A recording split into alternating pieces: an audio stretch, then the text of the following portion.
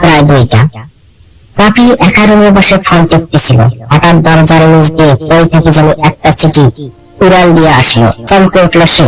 এই আধুনিক যুগে এই শহরের ফ্ল্যাটে হঠাৎ চিঠি পড়তে হলে কাগজটা হাতে তুলে নিল রাফি। চিঠির কাগজটাই পুরোটাই মলিন, জায়গায় জায়গায় ছেঁড়া। তবু লেখাগুলো একদম পরিষ্কার, চেনা হাতে লেখা যেন। চিঠিতে লেখা, প্রিয় রাফি, তুই এখনো জেগে আছিস তো? জানালার পাশে একবার তাকাস, আমি দাঁড়িয়ে আছি, ভয় পেও না। আমি ভূত না, আমি তোর হারিয়ে যাওয়া শৈশব। তুই যে গাছতলায় বসে স্বপ্ন দেখতি, যে বৃষ্টির দিনে ভেজে ছুটতি, সেই স্মৃতিগুলোর ভেতরে আমি আজও আছি। তুই এখন বড় হয়েছিস, তোর কাজ আর দুনিয়ার ঘুরে আমি তোর ভেতর থেকে হারাইয়া গেছি। আমি আর কোনোদিন তোর কাছে ফিরতে পারবো না, একবার আয়। আমি অপেক্ষায় আছি। রাফির চোখ ঝাপসা হইয়া গেল। সে জানালার দিকে তাকালো। একটা হাওয়া বইল, পর্দা হালকা উড়াল দিল। মানে হইল কেউ একজন দাঁড়িয়ে আছে, ঠিক সেই ছোট্টবেলার মতো।